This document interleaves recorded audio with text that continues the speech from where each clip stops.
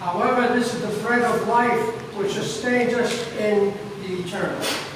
The bread of life. That's why it's so important that if you're able to receive, and many of us do every single week, the bread of life. Again, imagine that.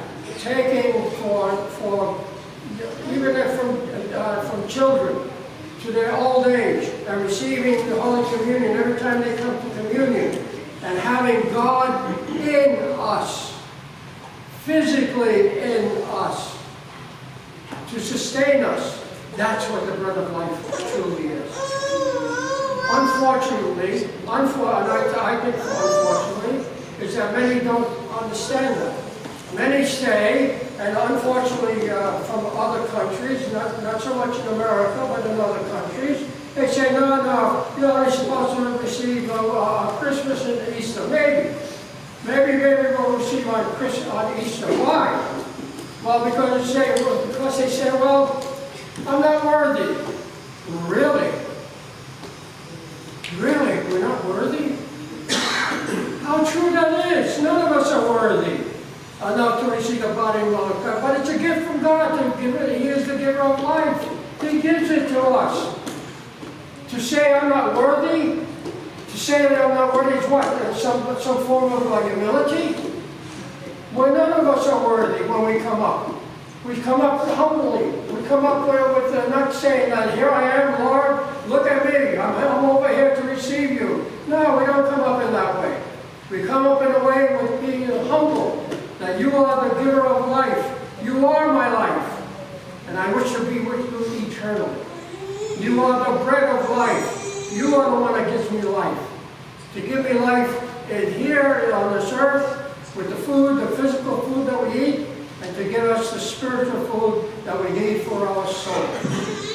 How important that is. And how it is when so many don't understand that. It's not coming from me. It comes from the saints. It comes from Christ. Again, I mentioned it before. Saint Basil the Great, who again was a great saint of the early church, defined who Christ is. He was one of the great theologians of the church. And somebody asked him, how often shall I receive Holy Communion? People were asking, because the question was always there, how often?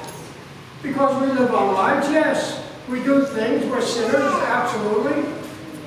By the way, let me just emphasize that. If you have a grave sin, and we have something that really bothers us, no, we should not come up. For communion, we should go to confession and then communion. If we have something that we've really done that is really bad, and then we should go to confession, just to emphasize that. We don't just come up and do everything we want in life, and then I think I'll come up for communion. No, we don't take it down.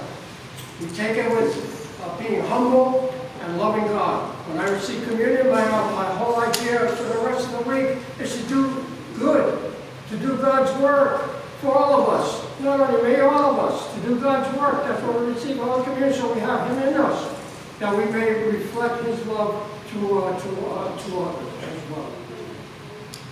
But going back to St. Basil, somebody asked him, how often should we receive communion? So what does he say? Every single day. Every day, if you can. Every day. Because in those days, even today, you can go to a church, you can always find a church that does a liturgy every day. At least a monastery, they do it every day, we know that. So in those days, they probably did the Holy Communion every day. But that was his answer. How often? Every day, if you can. If you can. The bread of life. We don't take it that lightly. Do we take bread, food, lightly?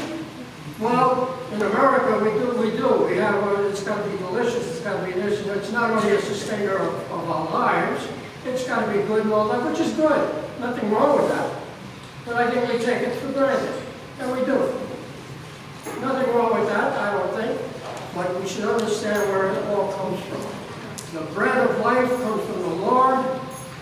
The fields of the earth are filled with wheat, given to us by God, and then the wheat makes the flour makes the bread, and we receive our sustenance, physical sustenance from the bread of life, from what we have in food, and we receive the sustenance of eternal life by receiving Holy Communion and having God within us.